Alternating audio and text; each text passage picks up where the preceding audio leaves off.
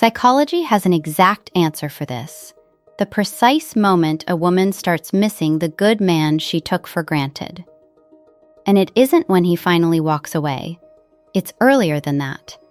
It's the moment he stops paying for something he was never supposed to be paying for in the first place. But to understand that moment, you have to go back further, to the years before it, when everything looked like it was working, and nothing looked broken enough to explain what happens later. You spent years being the reliable one, showing up, staying calm, never making things harder than they needed to be. That wasn't weakness. That was exactly what a good man is supposed to do. But somewhere in all that steadiness, something else happened. Something you didn't intend and couldn't see from inside it. The very consistency that should have made you irreplaceable started making you invisible instead. And the version of you she eventually misses isn't the man who kept showing up. It's the one who finally stopped. Picture it. Tuesday night, he's got tickets to something she's been talking about for weeks. She texts an hour before, something came up, can they go another time? He says, of course, no worries, and means it. That's not a mistake. That's maturity. He remembers her coffee order without being told. He notices when she's tired and quietly takes something off her plate. He doesn't turn small disagreements into 3-day standoffs, and that's exactly what makes what happens next so hard to see coming. Because the problem was never the kindness itself. The problem is what kindness does when it's offered without any cost attached to it, year after year, with nothing ever asked in return. Here's the condition nobody tells you about. And it has a name. Loss aversion. Decades of behavioral psychology, going back to Kahneman and Tversky's research on how people weigh gains and losses, point to the same finding. A person doesn't measure how much they value something by how good it is. They measure it by how much it would cost them to lose it. When a man is endlessly available, endlessly patient, endlessly adjusting himself so nothing ever breaks, he's quietly removing the cost. He's telling her through behavior rather than words that nothing she does will ever put this at risk. That message doesn't need to be spoken. Repetition says it for him. This is the first reversal. The same steadiness meant to build the foundation ends up eroding it, not because he did anything cruel, but because reliability without friction stops reading as devotion and starts reading as guarantee. And nothing anyone can count on unconditionally keeps feeling valuable the way it did on day one. Watch how this compounds. He plans something, she cancels last minute, he says it's fine. She's short with him in front of friends, he lets it go. None of these moments look like anything on their own. That's exactly why they work. A relationship doesn't collapse from one dismissive comment. It reshapes itself out of hundreds of them, none of which ever got a response. And every time he absorbs one, instead of naming it, he's teaching himself the same lesson he's teaching her.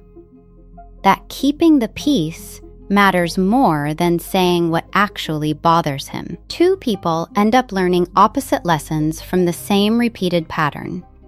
He learns that showing up quietly is what keeps things stable.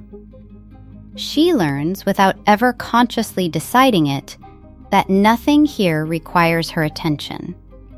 Not because she's calculating, most people don't choose to take someone for granted. It happens the way a room gets messier, not from one decision, but from never being asked to clean up. It reaches further than the relationship. It reaches him. A man who spends years not asking for things loses the instinct that tells him It's okay to want something. He checks her mood before a normal request.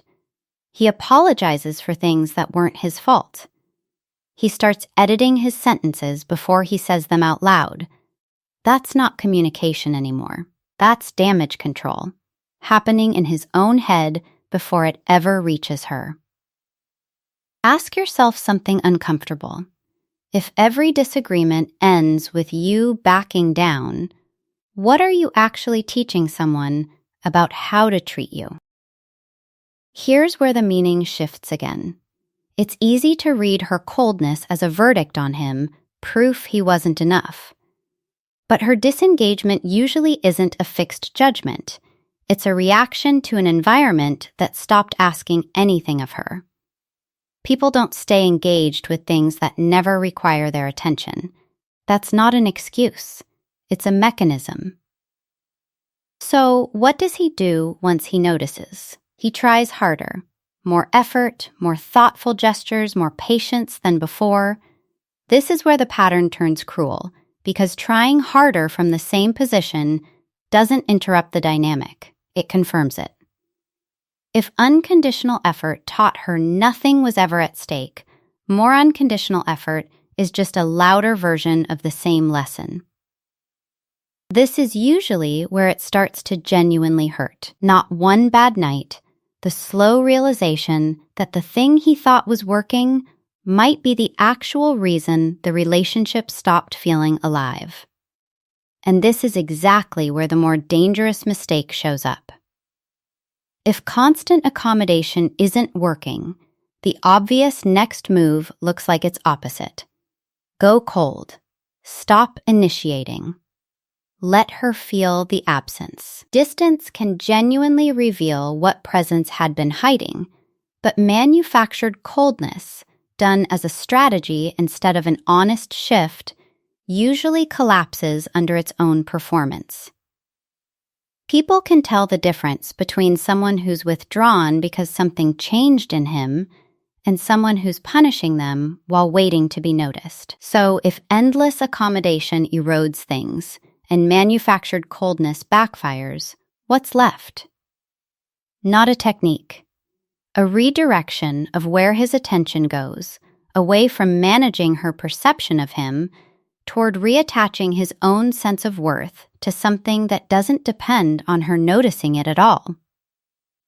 In practice, no longer apologizing for things that weren't his fault, stating plainly what kind of conversation he's willing to have, instead of pre-editing himself into silence, keeping plans he cares about instead of quietly dropping them, letting a disagreement stay a disagreement sometimes, instead of absorbing all the discomfort himself. None of that is coldness. It's the return of a person who stopped disappearing. This usually doesn't feel like relief at first. It feels like risk. Someone used to unconditional presence often doesn't respond to its absence with appreciation. The first reaction is frequently friction, even irritation. That's not proof the shift was wrong. It's proof the old pattern is being disrupted. And disrupted patterns rarely go quietly. People don't thank you for taking away a guarantee they'd stopped noticing they had. This is exactly where most men give up, because the early result of doing something healthier often looks worse than what came before. It's tempting to read that friction as proof the old strategy was working. It wasn't. It was just familiar. One boundary isn't a new identity. One evening of not chasing isn't independence. If he goes back to the old pattern the moment it feels uncomfortable, nothing changes, because what reshapes a dynamic isn't a single action, it's what becomes consistent. The pattern that built the imbalance took years of repetition to set. Replacing it takes the same kind of repetition, not one dramatic gesture. Which brings up the real question underneath all of this. Not how do I make her value me again, that was never really it. The real question is what he actually controls. He can't force her to feel differently. He can't manufacture regret on someone else's timeline. He can't make appreciation appear on command no matter how much he demonstrates his worth. What he controls is smaller, and it's the only thing that ever mattered, what he tolerates, what he keeps offering without anything coming back. What kind of presence he brings into a room regardless of who's watching.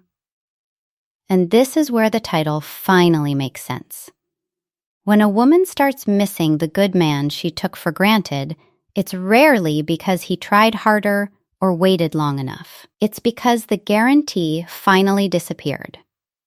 Certainty is invisible while it's present and becomes obvious the moment it's gone. He didn't need to manufacture that absence as a strategy. He needed to stop paying, endlessly and unconditionally, to prevent it. Whether she ever comes back to notice what she lost was never something he could engineer. What was always in his hands was simpler and harder, whether he kept offering everything for nothing or finally required something in return, not as punishment, but as basic respect for his own time and attention. The man who eventually gets missed isn't the one who tried the longest or gave the most. He's the one who stopped needing to be noticed in order to know what he was worth. That shift doesn't happen because a woman finally sees him clearly. It happens because he finally does.